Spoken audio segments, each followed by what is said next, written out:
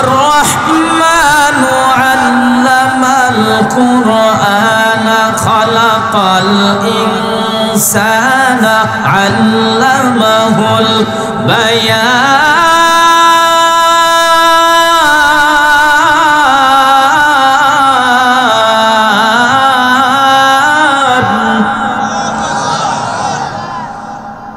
নবী আমার মধুর সুরে কোরআনের তেলাওয়াত কিছুক্ষণ তেলাওয়াত করার পর আল্লাহর পয়গম্বর কোরআনের তেলাওয়াত করা বন্ধ করে দেয়। মুলক ইয়ামিনের জামাত ডাক দিয়া বলে, মুহাম্মদ তুমি কেন কোরআনের তেলাওয়াত বন্ধ করেছো? আবার কোরআন থেকে তেলাওয়াত করো। আল্লাহর পয়গম্বর আবার তেলাওয়াত শুরু করে দিয়েছে। তেলাওয়াত চলতেছে, নবী আমার তাকায় দেখে মুলক ইয়ামিনের জামাতের দু চোখ বেয়ে গড়গড়ায় পানি পড়ে। আল্লাহর নবী ডাক দিয়া বলে, মুলক ইয়ামিনের জামাত তুমি এই জমিনে আসছো আমি মুহাম্মাদের জবানের কোরআনের তেলাওয়াতকে বন্ধ করে দেওয়ার জন্য, দমন করে দেওয়ার জন্য। তোমার চোখের গোড়ায় কেন পানি? বাবার কথা মনে হয় মনে পড়ে গেছে, সন্তানের মায়ায় কাঁদো।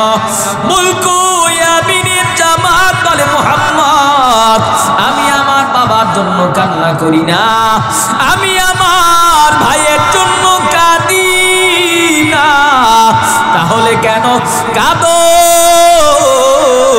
বলে, জীবনে কত গান শুনলাম, কত কবিতা পড়লাম, দামি দামি মঞ্চে জাদুবিদ্যা দেখাইলাম, কিন্তু তোমার জবানের তিলাওয়াত এমন শ্রুতি মধু আওয়াজ আজও পর্যন্ত আমি শুনি নাই। আল্লাহ পাক রব্বুল আলামিন বলেন, ইন্না নিশ্চয় নাহনু নাযালনা যিকরা ওয়া ইন্না লাহু লাহাফিজুন। কোরআনুল কারীম নাযিল করেছেন আল্লাহ, কোরআনের হেফাজত করবেন আল্লাহ। মুলক ইয়ামিন থেকে জামাত নামের জাদুকর ছিল আল্লাহর কোরআনের আওয়াজকে বন্ধ করে দেওয়ার জন্য। নবীজির জবানের সুন্দর তেলাওয়াত শোনার পর মুলক ইয়ামিনের জামাত কালেমা পড়ে মুসলমান হয়ে গেছে। জোরে কোন সুবহানাল্লাহ। মুসলমানি উবাদ গারদান নেহাদান ইনানে খুদ বদস্তে খাজাদান গর্ব সুরত আদমি ইনসাবুদে আহমদ বু জাহলো হম ইনসাবুদে। কোরআনের হেফাজত করবেন কে? আল্লাহ পাক রব্বুল আলামিন বলেন, ইন্না নিশ্চয় নাহনু নাযালনা যিকরা ওয়া ইন্না লাহু লাহাফিজুন। কোরআনুল কারীম নাযিল করেছেন আল্লাহ। মুহাব্বতে আওয়াজ দিয়ে বলেন, কোরআনের হেফাজত করবেন কে?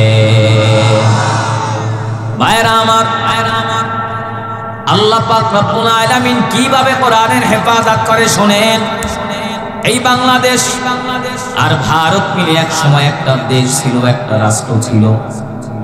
তদানীন্তন সময় খ্রিস্টান বেঈমানের দল এই মুসলমানের বাংলার জমিনে এসে মিথ্যা ব্যবসা বাণিজ্য করার ছলনা দিয়া বহু বছর পর্যন্ত মুসলিম উম্মার উপরে শাসন করেছে, জুলুম করেছে। ইংরেজের দলেরা মুসলমানদের উপরে অত্যাচার স্টিম চালিয়েছে। ধরে বলেন ঠিক কিনা? মুসলমানের জানমালে নিরাপত্তা নাই, মা বোনদের ইজ্জতে নিরাপত্তা নাই। মুসলমানের কন্যা, মুসলমানের ভাই, মুসলমানের সন্তান ঠিকভাবে বাজারেও যেতে পারে না, লেখাপড়াও করতে পারে না। ইংরেজদের অত্যাচার। কি করা যায়?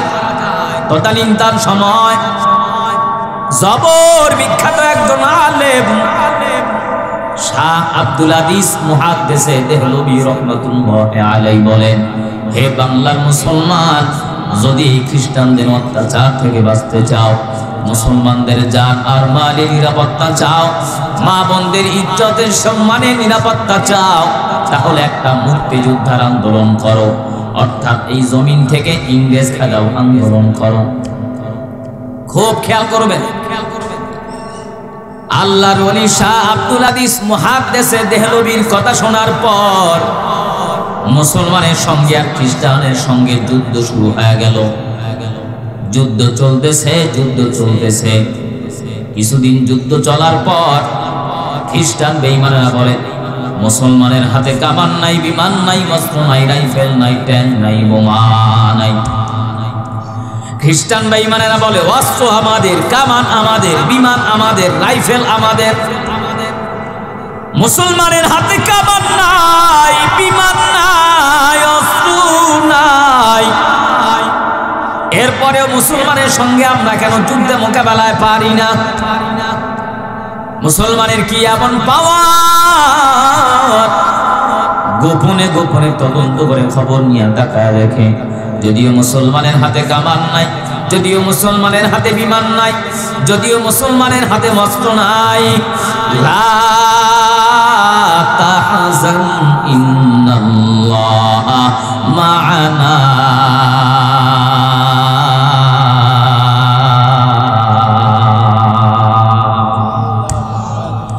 তাওয়াক্কালতু আলাল্লাহ। মুসলমানের সঙ্গে আছেন কে? একটু জোরে বলেন কে? মুসলমানের আল্লাহ যদি মুসলমানের সঙ্গে থাকে, মুসলমানের কোনো ভয় আছে? কোনো চিন্তা আছে? এ মুসলমান, কিসের এত ভয়?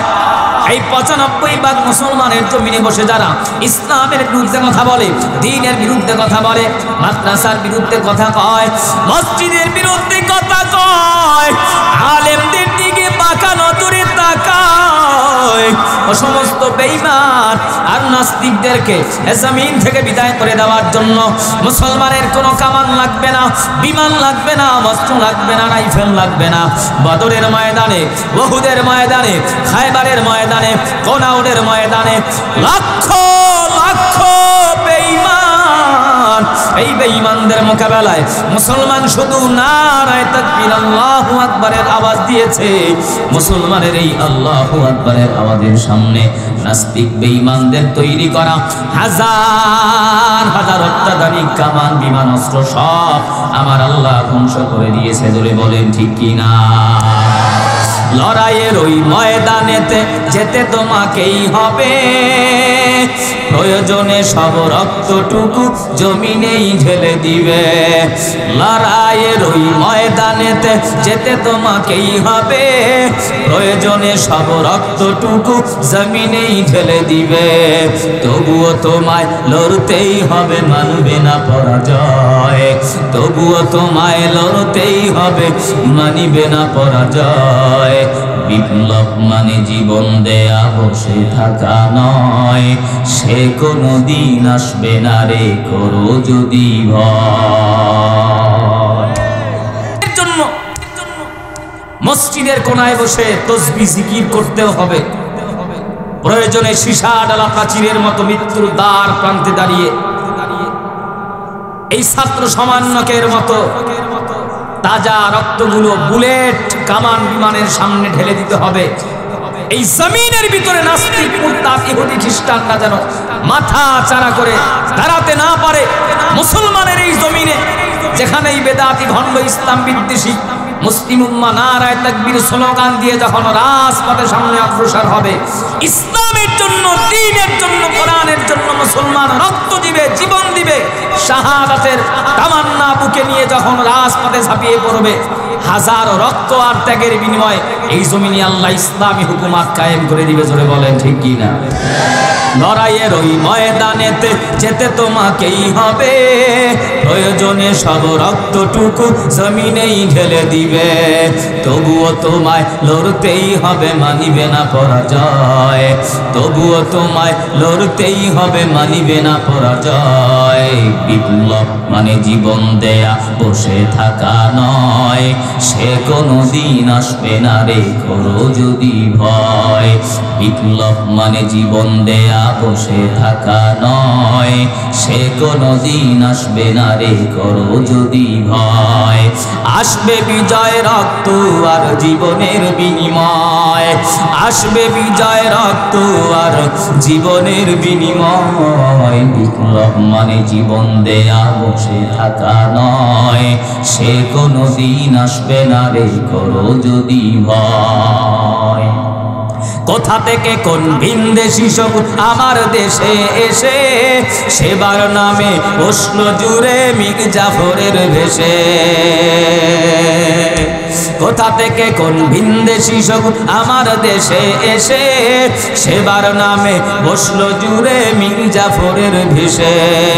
ওদের করতে নিস্তে না বুদুর হতে হবে নির্ভয়, ওদের করতে নিস্তে না বুদুর হতে হবে নির্ভয়। বিপ্লব মানে জীবন দেয়া বসে থাকা নয়, সে কোনো দিন আসবে না রে করো যদি ভয়। আসবে বিজয় রক্ত আর জীবনের বিনিময়, আসবে বিজয় রক্ত আর জীবনের বিনিময়। বিপ্লব মানে জীবন দেয়া বসে থাকা নয়, সে কোনো দিন আসবে না রে করো যদি ভয়। ঠিক কিনা বলেন? আল্লাহ পাক সবাইকে কবুল করবে, মহাব্বতে পড়েন আমিন। ভাইরা আমার, খ্রিস্টান বেঈমানেরা বলে মুসলমানের হাতে কামান নাই, বিমান নাই, অস্ত্র নাই, রাইফেল নাই, বোমা নাই, তারপরেও মুসলমানের সঙ্গে আমরা কেন যুদ্ধে মোকাবেলায় পারি না?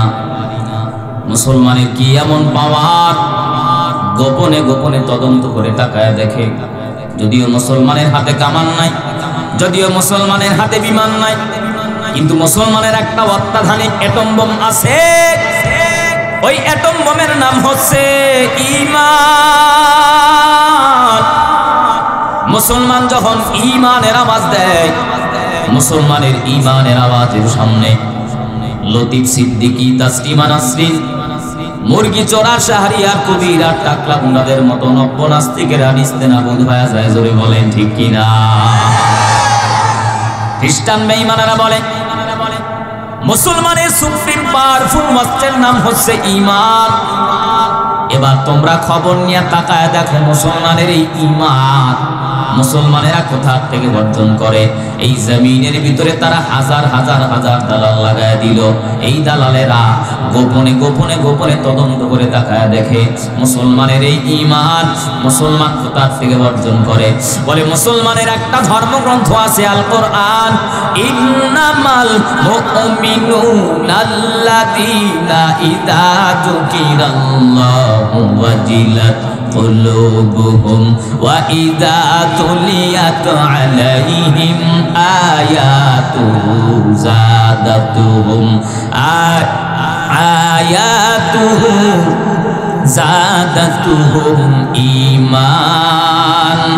إيمانا وعلى ربهم يتوكلون।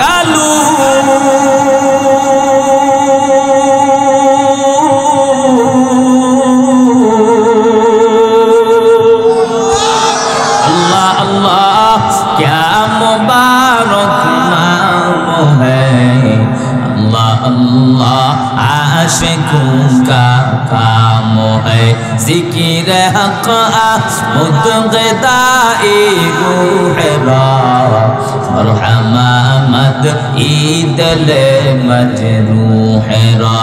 या इलाही तू मेरा माबूद है, या इलाही तू मेरा माशूक़ है, या इलाही मी कुन्नत शम्सुल क़मर, या इलाही तू मेरा रहमान है, या इलाही तू मेरा रहीम है।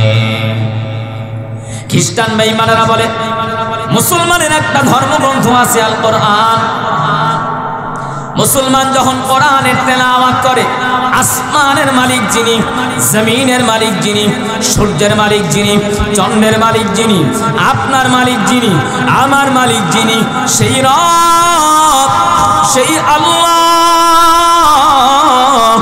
মুসলমান যখন কোরআন পড়ে মুসলমানের আল্লাহ মুসলমানের ইমানের সুপ্রিম পাওয়ারফুল অস্ত্র বাড়ায় দেয়।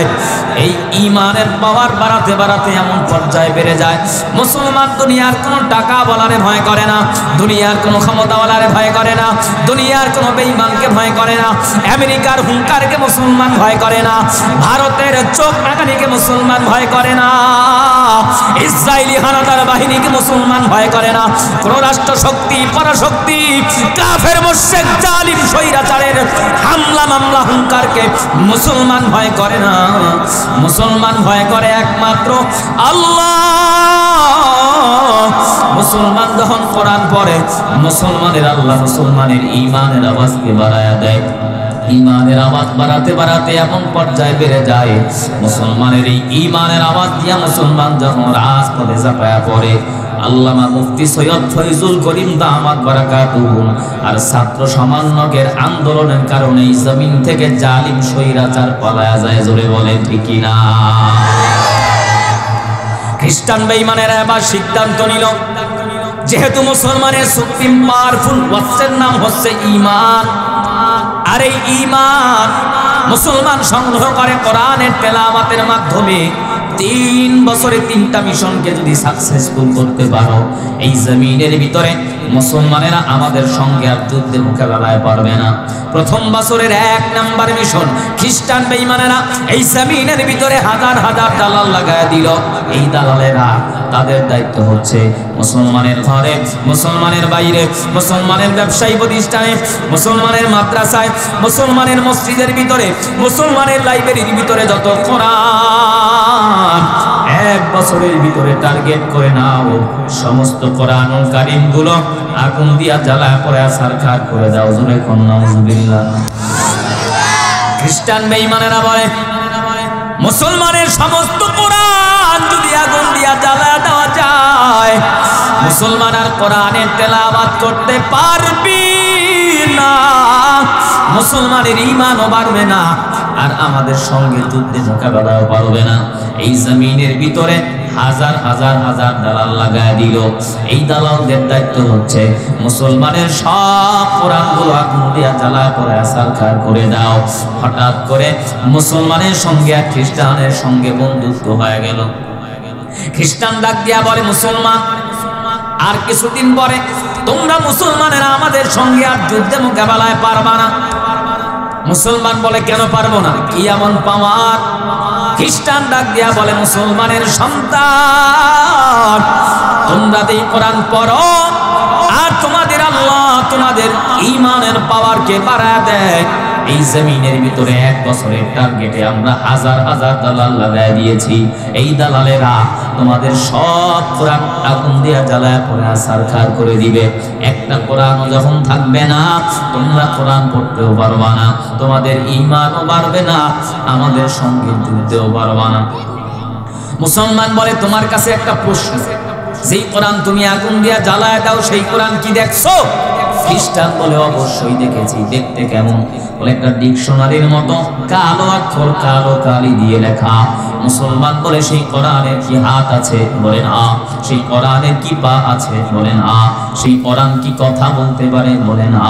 মুসলমান ডাক দিয়া বলে, বেঈমান, এমন একটা কোরআন তুমি আগুন দিয়া জ্বালা দাও, যে কোরআনের হাত নাই, যে কোরআনের পাও নাই, যে কোরআন কথা বলতে পারে না। কিন্তু আমি মুসলমান, আমার কাছে এমন একটা কোরআনের সংবাদ আছে, যেই কোরআনের হাত আছে, যেই কোরআনের পা আছে, যেই কোরআন কথা বলতে পারে, খাবার খাইতে পারে, হাঁটতে পারে, তারা থাকতে পারে। জোরে বলেন আল্লাহু আকবার। এই কালামে জিন্দা কোরআনে হাকিম, হিকমতে উলা ইয়াজালাসতো কদিম, জামিউল ইলম ফিল কোরআনে হাকিম, তাকাসুরাত আনহু আফহামুর রিজালিন, ওয়াকা কুরআন কালামুল্লাহ বশনো কদিমাস্তি কদিমাস্তি মুইনা। এর পর্দার অন্তরালার মা, নওজোয়ান যুবক ভাই, নোয়াখালীর মুসলমান, হাতে পায়ে ধরে বুঝায়া যাই, মা কেমন সন্তানের মা হইলা, কেমন সন্তানের বাবা হইছু। কত মানুষ পীরের দরবারে যায়, মাজারে দৌড়ায়, কত টাকা পয়সা মান্নত করে, বলে হুজুর এত এত দান করলাম, মান্নত করলাম, একটা ছেলেও আল্লাহ দিল না, একটা মেয়েও আমার আল্লাহ দিল না। বিনা দরখাস্তে আপনার আমার রব আপনাকে আমাকে 2টা 3টা 4টা 5টা সন্তান নামক নিয়ামত দিয়েছেন। হাতে পায়ে ধরে বুঝা যাই, মা একটা সন্তানকে হাফেজ বানাও, একটা সন্তানকে আলেম বানাও। কোরআনের হাফিজের মা হও, আলেমের মা হও, ইমামের মা হও। দুনিয়ার জমিনেও সম্মান, আল্লাহ পরকালেও সম্মান বাড়ায় দিবে। ওই মা বাবার কপাল কত ভালো, যেই মা বাবার সন্তান হয় কোরআনের হাফেজ। ওই মা বাবার কপাল কত ভালো, যেই মা বাবার সন্তান হয় মসজিদের ইমাম। ওই মা বাবার কপাল কত ভালো, যেই মা বাবার সন্তান হয় আলিম। হাতে পায়ে ধরে বুঝা যাই, মা সন্তানটারে মাদ্রাসায় পড়াও, হাফিজ বানাও, সন্তানটারে আলেম বানাও। দুনিয়াতে আল্লাহ সম্মান দিবে, পরকালে আল্লাহ ইজ্জত বানায় দিবে। টাকায় সম্মান দিতে পারে না, ক্ষমতায় সম্মান দিতে পারি না। এ মুসলমান আবার দিয়া বলেন, মুহাব্বতে সম্মান দেওয়ার মালিক কে? আরেকটু জোরে কন কে? দুনিয়ার হালত গুলো শোনেন। 50,000 টাকা বেতন পায়, টেবিলের নিচে আরো 70,000 হারাম খায়। ছেলে একটা গাঁজাখোর, একটা মদখোর, একটা ইয়াবাখোর, আর একটা 17 বছর লীগের পিছনে দৌড়াইয়া এখন দেশ থেকে পলাতক। কথা কন না কেন? মসজিদের ইমাম সাহেব 5,000 বেতন, 6 মাস বাকি। ওই হুজুর গো এত টাকা লাগে কেন? ইমাম সাহেবের এত টাকার দরকার? এরকম লোক আছে না?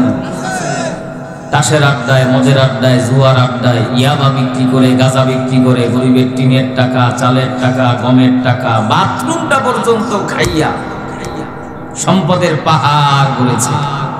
এই বেদবে ইমাম সাহেবের এত টাকার দরকারটা কি? আরেকটু টপ লেভেলের যারা হাইব্রিড বাটপার, এরা ওয়াজ নসিহত করে, ইমাম গো টাকায় বরকত বেশি। এই বরকতের ওয়াজ আর নসিহত শুনিয়ে দিনের পর দিন, বছরের পর বছর কত আলেমকে, কত ইমামকে যে মানুষ ঠকাচ্ছে তার কোনো হিসাবই নাই। কথা বল না কেন? ওলামায়ে কেরাম, ইমাম সাহেব ভালো একটা গাড়িতে চড়বে, দামি একটা পোশাক পরবে, কিছু কিছু মানুষ এটা মোটে দেখতেই পারে। কথা বল। আলেমরা ভালো গাড়িতে চড়বে, ভালো বাড়িতে থাকবে, খানা ভালো খাবে, কিছু কিছু মানুষ এটা দেখলেই চুলকানি শুরু হয়। এরকম লোক আছে না নাই? কষ্ট হচ্ছে ভাই। জঙ্গলের ভিতরে মসজিদ, মাগরিবের আজান দিয়া মুয়াজ্জিন কয়, হুজুর যেই জঙ্গলের ভিতরে মসজিদ, চোর ডাকাতের ভয়, আপনি নামাজে দাঁড়াবেন, আমি আপনার একটু পিছনে, আপনি আমার একটু সামনে। পিছন থেকে চোরে যদি আমার আলগা দিয়া লইয়া যায়, আপনি তো টের পাইতেন না। তো কিছুক্ষণ ওয়েট করেন, দেখি একজন মুসল্লি আসুক, একসঙ্গে জামাতে নামাজ পড়ে। ঠিক আছে। মুয়াজ্জিন কইতেছে, হুজুর ওই যে তাকায় দেখেন মসজিদের মুতাল্লিম পোলা শা শা করে হাইতে যাচ্ছে, তাড়াতাড়ি ডাক দেন। হুজুর মাফ চাই, আমি ডাক দিতে পারবো না, তাইলে কালকে আমারে সাইজ করুন। বলবে, জানোস না আমি নামাজ কালাম পড়ি না? ইমাম সাহেব বিন্দেশি মানুষ, তার সামনে আমারে ডাক দিলি কেন? চাকরি তো নাই। ইমাম সাহেব কয়, ঠিক আছে আমি ডাক দিই।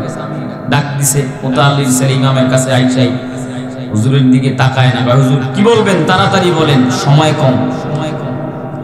আমার মোটেও সময় নাই। এই তাসের আড্ডায়, মদের আড্ডায়, দোকানে বসছে, 1 কাপ চা আর একটা বিড়ি 3 ঘন্টা টানে।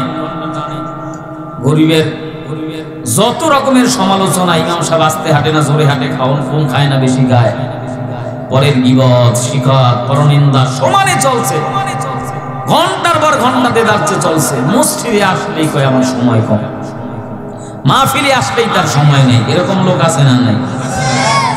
শুক্রবার এই জুমার দিন, জুমার মুসল্লি একেবারে সবার শেষে আসে মসজিদে, রকম ঠুকঠাক সেজদা দিয়া আগের সুন্নত পড়ে না, পরের সুন্নত পড়ে না। ইমাম সাহেব যদি নামাজে সালাম একটু দেরিতে বিড়ে, এই হুয়া গায়ে পিছন দিয়া সিগন্যাল দেওয়া শুরু করে, মানে হুজুর আমার তো কাম শেষ, তাড়াতাড়ি সালাম ফিরা। কোন রকম ডানে বামে সালাম না, কোন রকম ফিরে এই দৌড়, বাড়ি গিয়া দেখে আর একজনের জুতা নিয়ে আসছে। এরকম ঘটনা আছে না? আমি গত বছর মাগরিবের নামাজ পড়তে ঢুকেছি ঢাকা উত্তর আজমপুর রেল গেট পার হয়ে শাহ কবির মাজার মসজিদে। তো মাগরিবের নামাজ পড়তে ঢুকেছি, আমার সঙ্গে একজন পুলিশ অফিসার, সাথে আমার খাদেম। তো এক রাকাত নামাজ পাইনি। নামাজ শেষ করে সুন্নাত পড়ার আগে কি যেন ভেবে একটু পিছনের দিকে তাকাইছি, তাকায় দেখি জুতা আমারটাও নাই, পুলিশেরটাও নাই। এই খাদেমের জুতার সাইজ তো বেশি ভালো না, এর জুতা নেন। পরে নামাজ শেষ হওয়ার পরে কয় পুলিশের কাছে, আমি কই স্যার আমার দুঃখে কলিজা ফাইটা যাইতেছে, এত বড় বিশাল বড় বরবার মাজার, এটা গন্ড বেদাতি হোক যাই হোক, আর মসজিদ এত সুন্দর, আমি মাত্র কয়েকদিনই জুতা জোড়া 1850 না 2250 টাকা দিয়ে কিনছি, খুব ভালো মানের এক জোড়া জুতা, এই জুতা জোড়া চুরাই হয়ে গেল। হুজুর আপনি আফসোস করতেছেন, আপনার থেকে আফসোস তো আমার আরো বেশি। আমি 45 না 5500 টাকা দিয়ে এক জোড়া জুতা কিনছি, মাত্র এক সপ্তাহ পাই দিছি, এই জুতা জোড়া চুরি নিয়ে গেছে। আসরের নামাজের সময় এক জোড়া নতুন জুতা কিনে আজকে মসজিদে ঢুকছি, এটা মাগরিবের সময় এটাও হয়ে গেছে। এখন কি করব? একটু সামনে হাইটা ভ্যান গাড়িতে দেখি মহিলা জুতা বিক্রি করে। তো আমি আমার ফুপুর বাসায় বেড়াতে গেছি 6 তলায়, কি করব বলেন, এই মহিলাকে দুই জোড়া স্যান্ডেল কিনে এরপরে বাসায় গেছি। তো ইমাম সাহেব কয় সময় তো কম, বুঝছি মসজিদে মাগরিবের আজান হয়েছে, টের পান না? হুজুর আজান তো শুনছি, নামাজ পড়তেন না? কয় ইমাম সাহেব নামাজ তো পড়া দরকার, একটু সমস্যা আছে। কি সমস্যা? কয় আমার মাথার ভিতরে টুপি নাই। মাথায় কি নাই? আপনারা ঘুমাই গেছেন?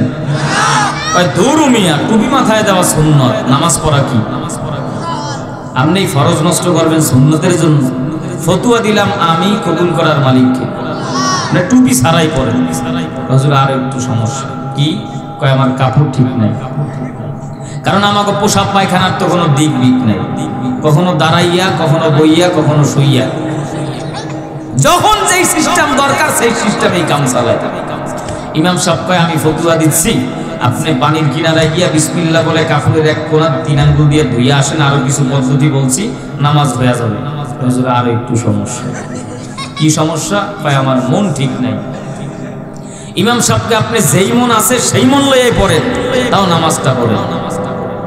আধা মিনিট চোখ বন্ধ করে কি যেন ভাইবা কয় হুজুর পড়তাম না। এখন ইমাম সাহেব তো মেজাজ করে, এত সুন্দর ফতুয়া দিয়ে সিস্টেমে চলে বলে কৌশলে নিয়ে আসলাম, এখন পড়বেন না, এখন সমস্যা। হুজুর এত কিন্তু আসল কথা কইনি। আসল কথা কোন? আসল কথা কি বলেন? হুজুর টুপি ঠিক নাই, লুঙ্গি ঠিক নাই, মন ঠিক নাই, কাপড় ঠিক নাই, এটা তো আসল কথা না। আসল কথা আপনারা হুজুররাই কেউ ঠিক নাই, নামাজ কার পিছনে আমি পড়ি। এই জন্য মনের ভুলেও এখন আর মসজিদের ধারে কাছে হাঁটি না। সব দোষ ইমাম সাহেবের কাঁধের উপরে দিয়া মোতাল্লিম পোলাবা মাগরিবের নামাজ না পড়েই সা করে হাইটে যাচ্ছে। এরকম লোক সমাজে আছে না নাই? ইমাম সাহেবের বেতন আনতে গেছে, ডায়েরি খুলে দেখে 6 মাসের বেতন বাকি। কিও 6 মাস পর্যন্ত আপনি ইমামের বেতন দেন না? তওবা করছি, জীবনে এই মসজিদে ইমামের বেতন দিতাম না। কারণ কি? মসজিদে এক খাদেম রাখছেন বেয়াদব, এই খাদেমে আমার রাস্তাঘাটে দোকানপাটে দেখলে সালাম কালাম দেয়। কোন খাদেমে কবে তারে সালাম দেয় না? এই জন্য ইমাম সাহেবের 6 মাসের বেতন বন্ধ করে বইয়ে দিয়েছে। এরকম লোক সমাজে আছে না নাই? মসজিদের ইমাম সাহেব 5000 বেতন পায়, 6 মাস বাকি। সুদখোর, হারামখোর, জেনাখোর, টেন্ডারবাজ, চাঁদাবাজ, দুর্নীতিবাজদের গোপন কামরায় ঢুকাইয়া কোরআন মাথায় দিয়া প্রশ্ন করবেন, 50,000 টাকা বেতন পাও, টেবিলের নিচে আরো 70,000 হারাম খাও, একটু সত্যি করে কোরআন শপথ নিয়ে বলো কেমন আছো? মাথার টুপিটা খুইলা বলবে, তাকায়া দেখ মাথার ভিতরে একটা চুলও নাই। গজব আর গজব। ছেলেও কথা শোনে না, মেয়েও কথা শোনে না, বিবির সঙ্গে মোবাইলে মাঝে মাঝে যোগাযোগ হয়। মসজিদে ক্ষমতার দাপট দেখায়, মাদ্রাসায় ক্ষমতার দাপট দেখায়, আলেমের সঙ্গে ক্ষমতার দাপট দেখায়, নৌকাওয়ালা, রিস্কাওয়ালা, ঠেলাওয়ালা, ভ্যানওয়ালা, সিএনজিওয়ালার সঙ্গে ক্ষমতার দাপট দেখায়, মাহফিলে ক্ষমতার দাপট দেখায়, বক্তার সঙ্গে ক্ষমতার দাপট দেখায়। সারাদিন মানুষের সঙ্গে খারাপ আচরণ করার পর রাত্রে যখন ঘরে যায় বউয়ের হাতের জোতার বাড়ি খায়। মসজিদের ইমাম সাহেব ৫,০০০ বেতন, ৬ মাস বাকি। হুজুরের টুপিটা বড় দামি, ইমাম সাহেবের জুব্বাটা বড় দামি, হুজুরের জুতাটা বড় দামি। তুমি ৫০,০০০ বেতন পাও, টেবিলের নিচে আরো ৪০ হারাম খাও। তোমার ঘরেও শান্তি নাই, বাইরেও শান্তি নাই। যদি ইমাম সাহেবকে প্রশ্ন করো, হুজুর ৫,০০০ বেতন, ৬ মাস বাকি, কেমন আছেন? ইমাম সাহেব মুস্কি হাইসা বলে, আলহামদুলিল্লাহ, আল্লাহ বড় ভালো রাখছেন। তুমি ৫০,০০০ বেতন পাও, হাজার হাজার টাকা হারাম খাও, ঘরেও শান্তি নাই, বাইরেও শান্তি নাই। কারণ তোমার টাকার ভিতরে হারামের গজব, টাসের আড্ডার গজব, মদের আড্ডার গজব, গরিবের হক নষ্ট করার গজব। আর টুপিওয়ালা, দাড়িওয়ালা, জুব্বাওয়ালা মসজিদের ইমামের ৫,০০০ বেতনের ভিতরে আল্লাহর কোরআন, মদিনাওয়ালা বিশ্ব নবীর সুন্নতের বরকত। জোরে বলেন ঠিক কিনা? যাও সুন্নতে আহমদ কুজারা বা মোহাম্মদ কইবো আগনে বতরা হামসুরাতো হামসিরাতে মুস্তফা রুকামানে আলে হুকুম ইত্তেবা। কোরআনের সাথে সম্পর্ক তৈরি করেন, সম্মান বাড়ায় দিবেন কে? এজন্য নওজোয়ান যুবক ভাই, পদ্মার অন্তরালার ভাই, নোয়াখালীর মুসলমান, আমিও তোমার মতো একটা মায়ের সন্তান, তুমিও মা, আমার মাও মা। স্কুল কলেজের ভাইরা, যুবক সন্তানেরা দিলের কান লাগায় শোনো, হাতে পায়ে ধরে বুঝা যায়, সিনার ভিতরে কোরআনের মোহাব্বত লাগায় দাও, মাদ্রাসার মোহাব্বত লাগায় দাও, ওলামায়ে কেরামের মোহাব্বত লাগায় দাও। নিজে কোরআন পড়ো, সন্তানটারে কোরআন বলা বানাও, ঘরের ভিতরে কোরআনের তালিম চালু করে দাও। কোরআন তোমারে দামি বানায় দিবে, কোরআন তোমারে সম্মান বলা বানায় দিবে। রমজান মাসে কোরআন নাজিল হয়, কোরআনের বরকতে আল্লাহ রমজানের দাম বাড়ায় দেয়। শাহরু রমাদান আল্লাযী উনজিলা ফীহিল কুরআন,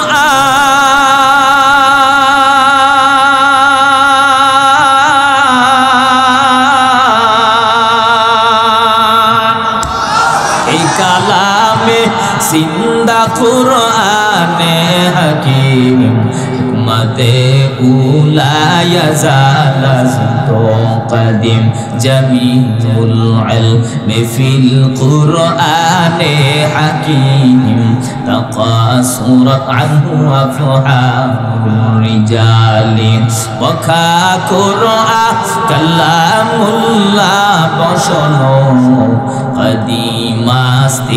قديم أستي نعينا। রমজান মাসের এত দাম ছিল না, কোরআন নাযিল হওয়ার কারণে রমজান মাসের দাম বাড়া দিয়েছেন কে? ইন্না আনজালনাহু ফি লাইলাতিল কদর, কদরের রাত্রিতে কোরআন নাযিল হয়। আল্লাহ পাক লাইলাতুল কদরের দাম বাড়া দেয়। এর মুসলমান নবীর উম্মত, সামনেই আসতেছে রমজান মাস, শাবান মাস চলে গেল, রজব মাস চলে গেল, শাবান। এরপরে আল্লাহর রাসূল এই মাসেই বারবার দোয়া করতেন, আল্লাহুম্মা বারিক লানা ফি রজব ওয়া শাবান ওয়া বাল্লিগনা রমাদান। আয় আল্লাহ, তুমি রজবের, শাবানের বরকত আমার উপরে দান করো, আর আমার হায়াতের সীমানাটা আগা দিয়ে রমজান পর্যন্ত বাড়ায়া দাও। এই রমজান মাস বড় বরকতের মাস, দোয়া কবুলের মাস, মাগফিরাতের মাস, নাজাতের মাস। আল্লাহ পাক রব্বুল আলামিন এই রমজান মাস দিলেন, গোটা পৃথিবীর মানুষ যেন কোরআনুল কারীমের তেলাওয়াত করে, এই রমজান মাসে তাকওয়া অর্জন করতে পারে। রমজান মাস মোবারক, পূর্ণ মাস আমাদের সামনে আসতেছে। এক নেকের কারণে আল্লাহ 70 নেক বাড়ায়া দেয়। 1 টাকা যদি দান করেন 70 টাকা দান করার সওয়াব আমলনামা একে 70 নেক আল্লাহ বাড়ায় দেয়। সামনে আমাদের রমজান মাস আসতেছি, বহু মুসলমান আছে শুধু রমজান মাসেই কোরআনের তেলাওয়াত করে, বাকি 11টি মাস মানুষ কোরআনের তেলাওয়াত করে না, কোরআনও পড়ে না, কোরআনের ধারে কাছে যায় না। রমজান মাসে বেনামাজি, সুদখোর, হারামখোর, টাসখোর, জেনাখোর, আওয়ামী লীগ ওয়ালা, বিএমপি ওয়ালা, চরমনাই ওয়ালা, সারসিনাওয়ালা, ব্যবসায়ী, ঠেলাওয়ালা, রিস্কাওয়ালা, দিলের ভিতরে ভয়, ইয়া আইয়ুহাল্লাযীনা আমানুত্তাকুল্লাহ। রমজান মাস ভয় দিলের ভিতরে থাকার কারণে মানুষ অন্যায় করে না, গুনাহের কাজ করে না। এই রমজান মাস আমাদের সামনে বড় বরকতের মাস, দোয়া কবুলের মাস, নেক আমলের মাস।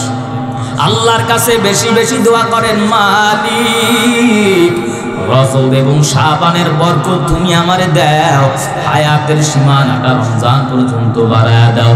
আমার যদি মরণ হয় রমজান মাসে যেন মরণ হয়। এই রমজান মাসে যখন তারাবিতে তেলাওয়াত করা হয় কত মজা, দিলের ভিতরে প্রশান্তি অনুভব হয়। দুনিয়ার গায়ক গায়িকা, লেখক লেখিকা, প্রেমিক প্রেমিকার চিঠি 1 বার 2 বার 3 বার 4 বার পড়ার পরে মজা থাকে না, ফিলিংস দীপনা নষ্ট হয়ে যায়।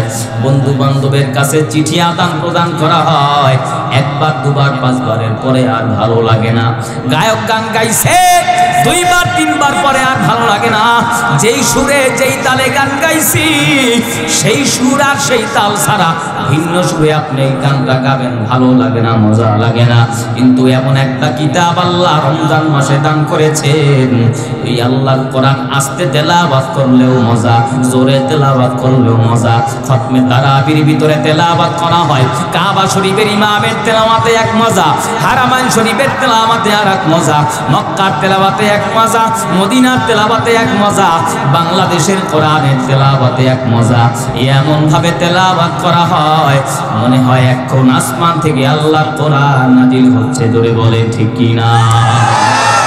ভুলবো না বলা যায় নাকি মাহে রমজানের স্মৃতি, ভুলবো না বলা যায় নাকি মাহে রমজানের স্মৃতি। এই মাসের কত ফজিলত জানো কি মুসলিম জাতি,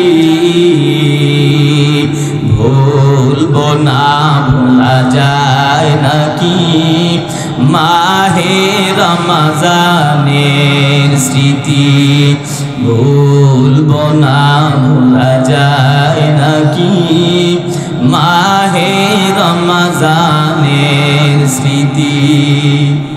আল্লাহর সেই পবিত্র কালাম মহাগ্রন্থ আল কুরআন এই মাসেই হয়েছে তাহার আগমন। আল্লাহর সেই পবিত্র কালাম মহাগ্রন্থ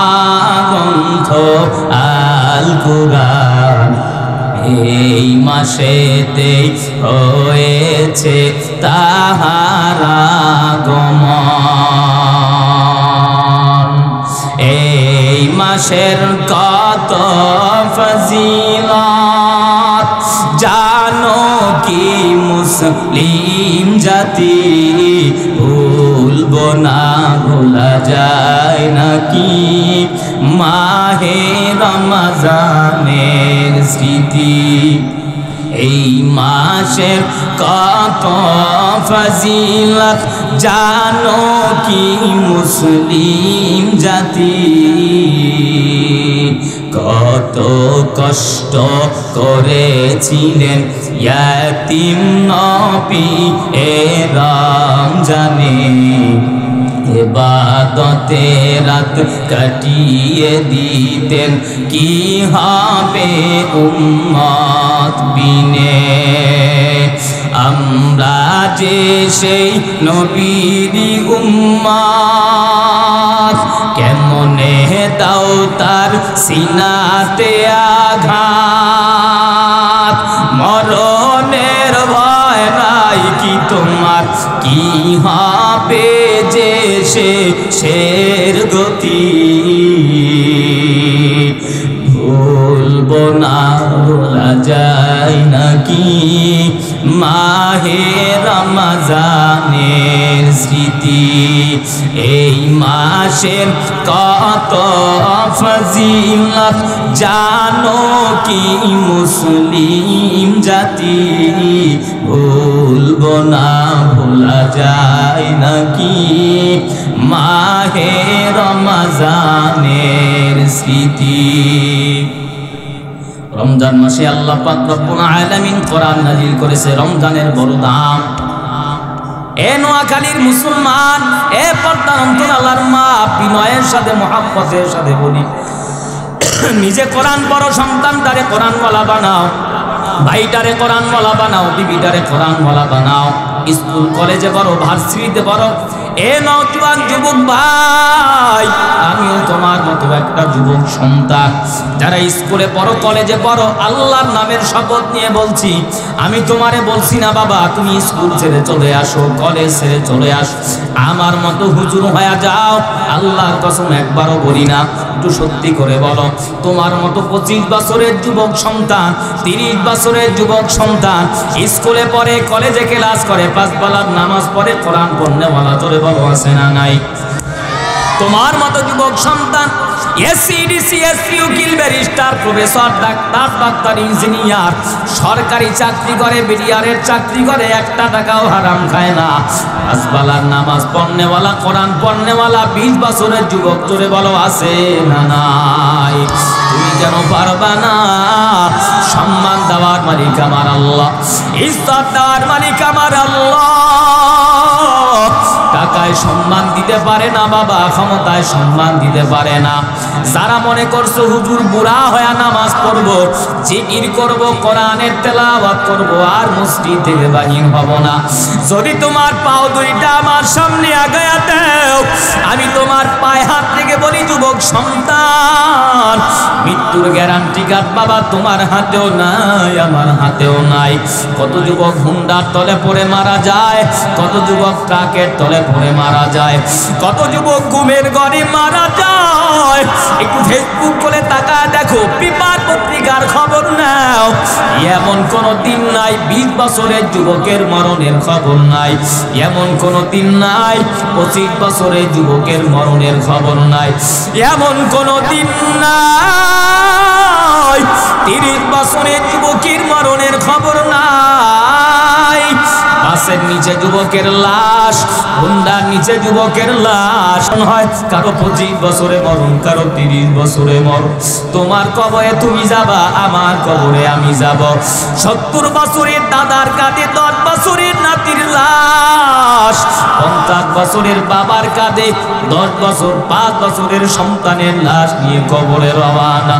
মৃত্যু কার কখন কিভাবে হবে বাবা তুমিও জানো না, আমিও জানি না। ওই কিয়ামতের হুঙ্কার বড় কঠিন। আল্লাহ পাক রব্বুল আলামিন কিয়ামতের ইজলাস কায়েম করার পর আল্লাহ বলবেন জান্নাতি দলগুলো আলাদা হয়ে যাও, জাহান্নামী মানুষগুলো আলাদা হয়ে যাও। জান্নাতি মানুষ আলাদা হয়ে যাবে, জাহান্নামী মানুষগুলো আলাদা হয়ে যাবে।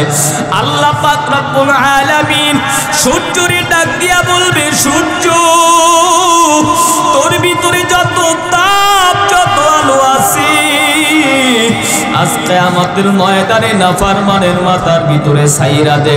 বর্তমান জমিন থেকে সূর্য 9,30,00,000 মাইল উপরে। পৃথিবীটা যত বড় 13 লক্ষ গুণ বড় হলো সূর্য। সূর্যের একটু নিচে একটা গ্যাসের আবরণ আছে পাতলা, এই গ্যাসের আবরণটাই সূর্যের আলোটারে চুম্বকের মতো কন্ট্রোল করে। রহমতের 70,000 ফেরেশতার দল 24 ঘন্টা সূর্যের ভিতরে ঠান্ডা পানি আর বরফ ঢালতে থাকে। এরপরেও চৈত্র মাসের গরম ফ্যানের বাতাসে কাজ হয় না। যত তাপ, যত আলো আছে আজকে নাফরমানের মাথার ভিতরে ছাইরা। আল্লাহর অর্ডার পাওয়ার পর সূর্যটা যখন সব আলোগুলো নাফরমানের বেঈমানের মাথার ভিতরে সাইরা দিবে। এ নোয়াখালীর মুসলমান, যদি আল্লাহর কোরআনের কথা সত্যি মনে হয়, জাহান্নামের আগুন সত্যি বিশ্বাস কর।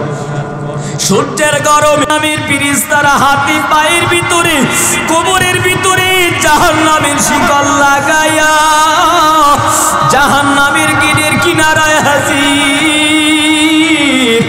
জাহান্নামের ফেরেশতারা প্রশ্ন করবে, বান্দারা কেন আজকে জাহান্নামে আসো? তোমার কাছে কি নবী যায় নাই, রাসূল যায় নাই? মাওলানা মাহদি হাসান বরিশাল থেকে আসার পরে জাহান্নামের ভয় কি দেখায় না? তারা বলবে কলু বালা, অবশ্যই উলামায়ে কেরাম আমাদেরকে জাহান্নামের ভয় দেখিয়েছে, কিন্তু আমরা মনে করেছিলাম সব কিছু মিথ্যা। দুনিয়াটা মস্ত বড়, খাও দাও ফুর্তি করো, কিসের আবার জাহান্নাম, কিসের আবার কিয়ামত? আজকে তো আমাদের উপায় নাই।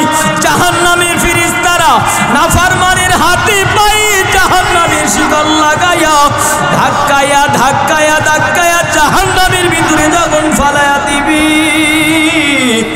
এ যুবক ভাই, আমি তোমার পায়ে হাত রেখে বুঝায়া যাই, দুনিয়ার আগুন হাতের ভিতরে লাগলে হাত পুড়ে যায়, পায়ের ভিতরে লাগলে পা পুড়ে যায়।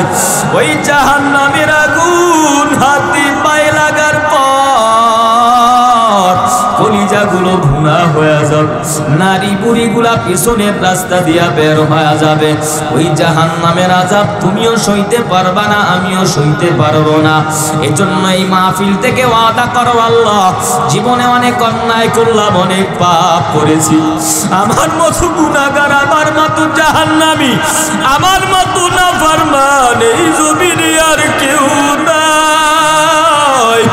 আয় আল্লাহ, আর অন্যায় করব না, আর অপরাধ করব না। আল্লাহর জন্য যদি মহাব্বত হয়, কোরআনের জন্য দিলটা যদি কাটে, সম্মান দিবেন আল্লাহ, ইজ্জত দিবেন আল্লাহ। আমার মা বেজার হয় হোক, বাবা বেজার হয় হোক, সন্তান বেজার হয় হোক, বিবি বেজার হয় হোক, আল্লাহরে বেজার করা যাবে না, নবীরে বেজার করা যাবে না। নামাজ ছাড়বো না, দাড়ি কাটবো না, মা বাবার খেদমত ছাড়বো না, দেশের বিরুদ্ধে, আলেমের বিরুদ্ধে ফেসবুকে, অনলাইনে, অফলাইনে কোনো লেখালেখি প্রপাগান্ডা ছড়াবো না। আল্লাহর জন্য যদি দিলটা কাঁদে, কোরআনের জন্য মায়া হয়, আল্লাহর রহমতের ফেরেশতারা চতুর্দিকে ক্যামেরা নিয়ে দাঁড়িয়ে আছে। নামাজ ছাড়বা না, মা বাবার খেদমত ছাড়বা না, আলেমের বিরুদ্ধে কথা বলবা না। নিয়ত যদি খাঁটি হয়, খাঁটি নিয়াইতে মহাব্বতে দুটি হাত আমার আল্লাহরে দেখা দাও। নারায়ে তাকবীর, দুই হাত উঁচু করেন, লিল্লাহে তাকবীর। চোখ দুইটা বন্ধ করেন বাবা, সবাই প্রত্যেকে মহাব্বতের সাথে চোখ বন্ধ করে, মাথাটা একটু নোয়ায়া, একটু বিনয়ের সাথে মহব্বতের নজরে আমার মাওলারে ডাক দেন, আল্লাহ। এই যুবক ভাইরা, বিন্দু বাবাজিরা, কচি কাচারা, দাড়ি বাগারা, একটু মহব্বতের নজরে আমার মাওলারে ডাক দেন, আল্লাহ। আর একটু মায়া লাগায়া ডাক দেন, আল্লাহ। আরো মহব্বতের নজরে আমার মাওলারে ডাক দেন, আল্লাহ। আয় আল্লাহ, কুদরতি নজর দিয়া তাকায়া দেখেন মালিক, নোয়াখালীর বেগমগঞ্জের সতীপুরের আপনার আল্লাহর বান্দারা এই মাহফিলের ভিতরে বৈশা রাত্র গভীর রজনী পর্যন্ত বয়ান শুনে দুই হাত উঁচু করে চোখের পানি ছেড়ে ওয়াদা করে, মালিক আর অন্যায় করবো না, নামাজ ছাড়বো না, দাড়ি কাটবো না, মা বাবার খেদমত ছাড়বো না, আলেমের বিরুদ্ধে কথা বলবো না। যুবক ভাইদেরকে দাড়ি রাখার তৌফিক দিয়া দেন, মা বাবার খেদমত ওয়ালা বানায়া দেন, আলেমদের নিসবত ওয়ালা বানায়া দেন, দেশের পক্ষে টাকার তৌফিক দেন, সুন্নতের পাবন্দি ওয়ালা বানায়া দেন, লেখাপড়ায় সফলতা বরকত দান করে দেন, মুরব্বীদেরকেও কবুল করে নেন। এই ওয়াদার উপরে মৃত্যুর আগ পর্যন্ত ইস্তেকামাত থাকার তৌফিক দান করেন, বলেন আমিন।